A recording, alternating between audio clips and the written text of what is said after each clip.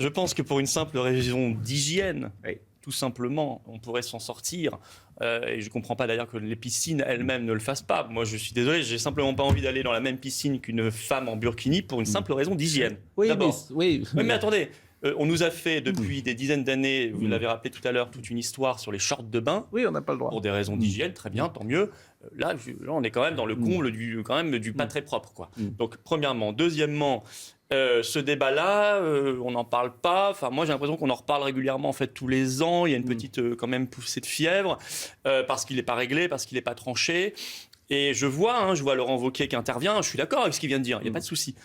Mais je me dis quand même, est-ce qu'il n'y a pas un petit cynisme de leur part à parler un petit peu de la cerise sur le gâteau pour pas parler du gâteau? C'est-à-dire à parler toujours de symboles comme ça, qui sont choquants, qui ne sont pas acceptables. Bon, on sera tous d'accord là-dessus, mais pour pas parler du fond du problème, c'est-à-dire qu'en fait, la politique qui a organisé tout ça, qui a fait qu'on a les meilleures relations du monde avec les pays comme l'Arabie Saoudite, le Qatar, qui promeuvent ça, ce sont ces pays-là, historiquement, qui ont transformé l'islam comme cela.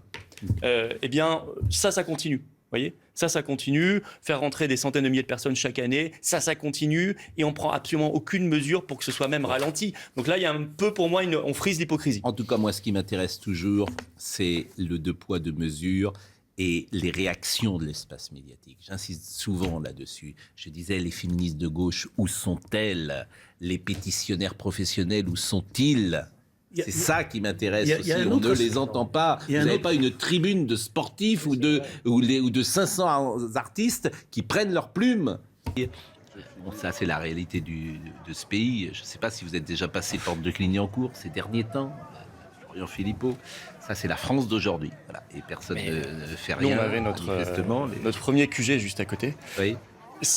C'est pas depuis, parce que je lisais un article ce matin en disant qu'il y avait des feux comme il y en a régulièrement sous le pont depuis un mois. Non, il n'y a pas des feux régulièrement sous le pont depuis un mois, il y en a depuis des années. Bien sûr. Et c'est hallucinant qu'on n'ait pas nettoyé tout cela. Enfin, c'est invivable. Je pense aux commerçants, aux riverains à côté et aux policiers qui font leur travail. Absolument inadmissible, indigne de notre pays, invivable. Et ça se traduit régulièrement par ce genre d'agression terrible, que je ne confonds pas avec le contexte des manifestations. Permettez-moi, parce que je n'ai pas réagi tout à l'heure, c'est inadmissible de frapper un pompier. D'abord, c'est idiot, premièrement. Et je pense que cette dame ne peut que s'en vouloir. Je ne sais pas quelle peine elle aura. Mais il faut aussi faire baisser le niveau de tension dans les manifs.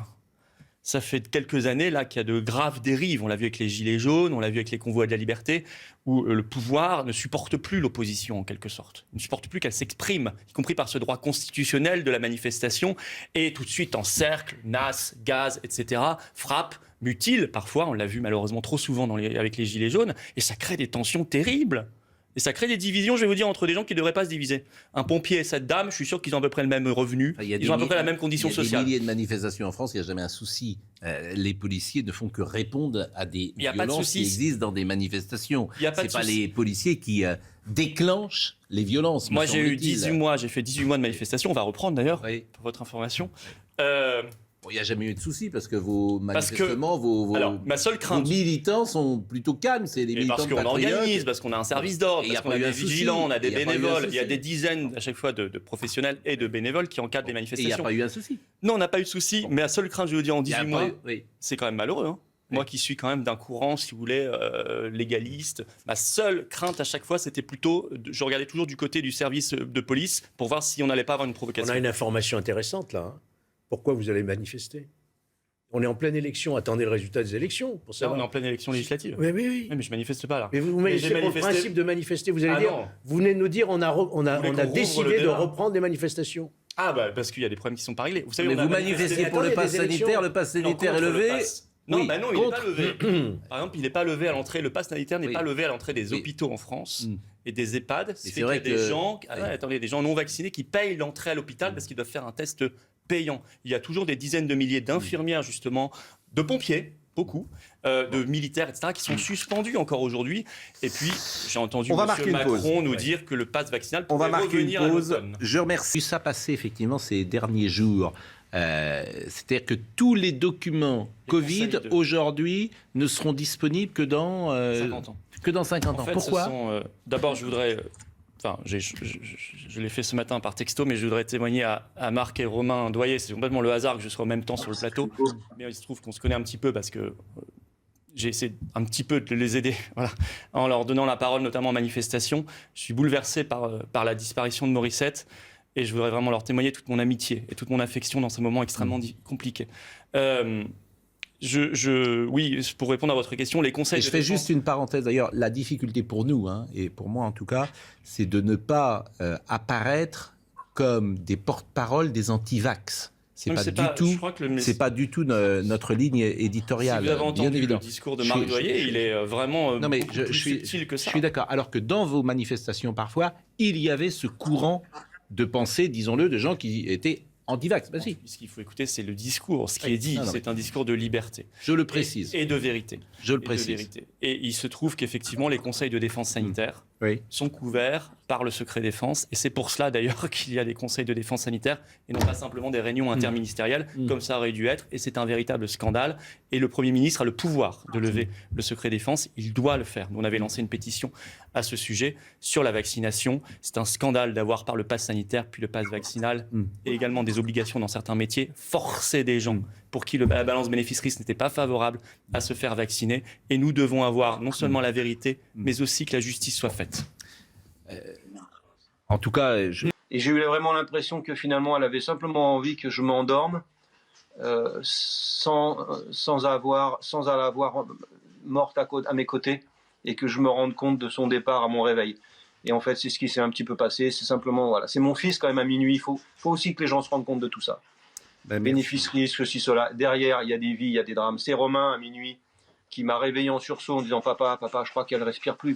Vous vous rendez compte que, voilà, j'ai aussi, je me sens coupable. J'ai fait subir ça à mon fils, mais en fait, c'est parce que non, je suis pas coupable. C'est parce qu'aujourd'hui, on est vraiment dans une société qui est devenue ignoble. Donc on a le pouvoir tous ensemble de changer ça. Moi, je suis apolitique, j'ai eu des engagements politiques, mais c'est des engagements citoyens. Je suis pas anti-vax, je suis anti ce vaccin parce que malheureusement, j'ai des éléments qui font que. Marc, mais encore une fois, je respecte. Si les gens veulent se faire 10 piqûres par jour du dit vaccin, ça me pose pas de problème. Simplement, moi, je veux pas qu'on le fasse ni à moi, ni à mes enfants, ni à mes petits-enfants. Merci. Je pense qu'il doit souffler dans ce pays un vent de liberté, Pascal, parce que sinon on va devenir des animaux. Voilà. Écoutez, merci d'avoir témoigné ce matin et une nouvelle fois, pour votre famille, pour vous, on ne peut que vous adresser les condoléances qui sont d'usage dans ces cas-là. Merci à vous. Vraiment, merci d'avoir témoigné ce matin et bon courage. Bon courage à vous. Merci, au revoir.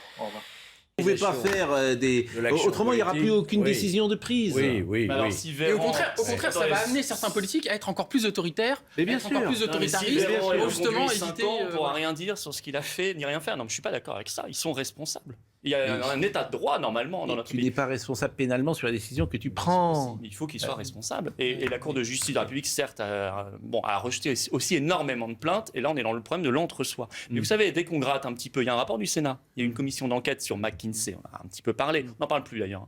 McKinsey, ça a totalement disparu. Parce que l'élection est finie. Ah oui, mais le problème n'est pas fini. Et dans cette affaire, on découvrait dans le rapport que McKinsey bossait en même temps pour Pfizer et pour le gouvernement français. Au moment où il décidait un pass sanitaire. Aux États-Unis, vous avez le Congrès qui vient de sortir un rapport sur les conflits d'intérêts de McKinsey, en disant au même moment, il bossait pour des fabricants d'opioïdes et pour la FDA américaine, l'agence de santé. La FDA américaine, donc en fait, était manipulée. La FDA américaine, suite à ce rapport, a dit on arrête tout contrat avec McKinsey. Monsieur Véran, lui, n'a pas dit on arrête tout contrat avec McKinsey. Nous, on continue. On a juste arrêté d'en parler parce que vous avez raison, la campagne présidentielle est terminée. Moi, je pense que nous sommes face à des scandales absolument majeurs qui n'ont pas fini d'éclabousser la vie politique française pendant les mois et les années qui viennent. Juste un dernier mot. Mais bon, en même temps, c'est votre fonds de commerce, vous, si vous me permettez. C'est pas un fonds de commerce, c'est le un petit mot sur Shanghai pour terminer. Un petit mot sur Shanghai. Et j'ai vu la une du Figaro aujourd'hui. Oui, mais comment dire, quand on parle de dictature, allez à Shanghai. Et ça a commencé là-bas, je vous signale. Non, mais allez à Shanghai. Les mots aussi. Il y a même des centaines de les Français. les mots aussi. Et Voyez ces images. Les personnes négatives vivant à proximité de personnes positives risquent à leur tour d'être contaminées, estiment les autorités, Mais on qui les les copie. envoient à l'isolement parfois à plusieurs centaines Mais on de les copie. kilomètres. Non, Si, le non, rapport non. du Sénat de juin 2021 Il arrive que des sur habitants- les crises sanitaires fait Il- l'éloge du modèle chinois. Il arrive Nous que les des avons copiés. arrêtez, il arrive que des habitants soient mis dans des Arrêtez, cars en c'est la pleine vérité. nuit pour être évacués. C'est pas arrivé en France. On les copie. c'est Ils ont une inventé le filtration. confinement à Wuhan. Beaucoup en février d'habitants- 2020, on les a copiés. Beaucoup d'habitants sont exaspérés par ces mesures d'isolement, d'autant qu'un test négatif n'est plus forcément synonyme de tranquillité. Plusieurs personnes testées négatives racontent à l'AFP avoir été forcées de quitter leur domicile pour s'isoler en dehors de Shanghai, certaines à des centaines de kilomètres de France. Et il y a des Français- Arrêtez. Et il y a C'est- des Français qui veulent se suicider. Et l'ambassade de France ne fait rien. Mais- Ne bouge pas le petit doigt. Je vous dis Voilà la que là, réalité. mais je vous dis que là aussi, les mots ont un sens lorsque vous expliquez qu'on est en dictature, etc. Arrêtez Mais c'est cela. notre laboratoire, Mais la non. Chine. Vous pouvez Crédit dire qu'il y a eu des social. mesures autoritaires, directives, tout ce que vous voulez. Franchement, on ne peut pas m'accuser ici d'avoir Monsieur soutenu Pro, cette politique qui a du inventé le Covid, confinement mais c'est pas sanitaire Shanghai. Qui a inventé le confinement sanitaire? Les Chinois. Qui l'a copié? Les Non, mais Français. Mais chez nous, il y a eu un Juste pour- débat démocratique. Ah bon? Il y a eu l'Assemblée nationale. Et puis Il c'était y a eu pas des dans débats. la même manière. Il y a eu le Conseil constitutionnel. Non, mais attendez. La pause, Attendez, la c'est pause, vachement il est important. 53. Le Non, mais Conseil vous le direz après. constitutionnel et l'Assemblée nationale Oui. ont été des paillassons Oui, dans mais cette affaire. peut-être. c'est Mais au possible. moins, Et le ils ont Conseil été d'État saisis. aussi, d'ailleurs. En Chine, c'est pas le Candidats partout aux législatives avec les patriotes. Oui, alors nous sommes en alliance souverainiste, c'est l'Union pour la France, avec Ouais. Debout la France et Génération Frexit. On sera dans 500 circonscriptions, D'accord. dont 250 les Mais patriotes. pas d'alliance avec Reconquête, pas d'alliance avec le Rassemblement national. Non, enfin, on avait annoncé, nous, notre alliance le 14 mars en disant c'est ouvert à tout mouvement souverainiste. On l'a signé devant la presse. J'ai aucune proposition. Et je vais vous dire, moi, du RN ni de Reconquête, d'abord, les Patriotes, nous, on va défendre quelque chose de très clair. Un programme social, les libertés, on l'a dit très clairement. Et le Frexit, c'est la sortie de l'OTAN pour la paix, la sortie de l'Union européenne, la sortie de toutes ces instances supranationales pour repermettre une politique aussi bien sécuritaire qu'une politique sociale et de réindustrialisation. Donc ça, c'est quand même un programme très différent. Mais je vais vous dire, on pourrait être intelligent quand même. Moi, je suis candidat dans la 6e circonscription de Moselle, Forbach, aux législatives. Je n'ai rien négocié. Mais je suis candidat historique. Normalement, le RN et Reconquête ne devraient pas présenter de candidat face à moi. On peut l'arracher aux macronistes, cette circonscription. Personne ne comprendrait qu'il le fasse, d'autant que je suis, et je le dis simplement, je finis ma phrase, dans l'entre-deux tours, nous sommes les seuls à avoir non seulement appelé à voter Marine Le Pen, mais à avoir organisé une manifestation populaire anti-Macron. Donc si vous voulez, on est les seuls à s'être bougés. Personne ne comprendrait qu'il y ait un signal aussi bête et malveillant que de mettre des candidats face à moi dans cette J'hésite toujours circonscription. de poser une question à un homme politique, Oui, mais parce il que faut je bien sais un que je suis petit peu- obligé de l'interrompre, Il autrement... faut bien que je donne parle- 2-3 arguments pour Bien vous sûr. faire comprendre. Alors, en revanche, sujet. le PS, ça m'intéresse. Ça, au-delà de ça, pardon. c'est une Mais non. clarification Pourquoi bienvenue. vous dites ça? À cause de Sarkozy. Les gens mécontents du PS comme les gens mécontents de LR iront chez Macron, et c'est tout à fait logique. Oui. Ils iront défendre leur projet qui est celui qu'ils portent depuis des années, mondialiste, européiste, ultralibéral.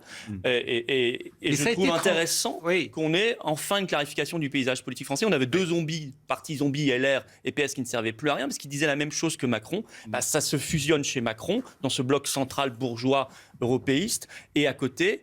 ceux qui remettent en cause le système vont pouvoir un peu plus exister. Après, la question, c'est, ils ont un grand débat sur l'Europe. Est-ce que Mélenchon dit il faut sortir de l'Union européenne et de l'euro? Il ne le dit pas. Donc en fait, je crains vite que même s'il était au pouvoir, il tombe vite sur son mur de 1983, celui du PS et de l'époque de Mitterrand, où ils abandonnent leur programme parce qu'ils font le choix de l'Union européenne et de l'euro. Il parle de désobéissance. Mais désobéissance, c'est pas De possible. dérogation maintenant, apparemment, Ouais, mais l'accord ça, avec le PS, on passe de désobéissance Ouais, à mais c'est pas dérogation. possible la désobéissance parce que vous êtes pulvérisé par notre appartenance Je vous remercie. à l'euro en 48 heures. Chirac On- avait désobéi. Je vous remercie. On nous ruine en 48 heures à cause de l'euro. Je vous remercie. Je vous remercie C'est intéressant, ce d'être sujet, passé. c'est passionnant. Je vous remercie d'être passé Et par merci à notre studio. Monsieur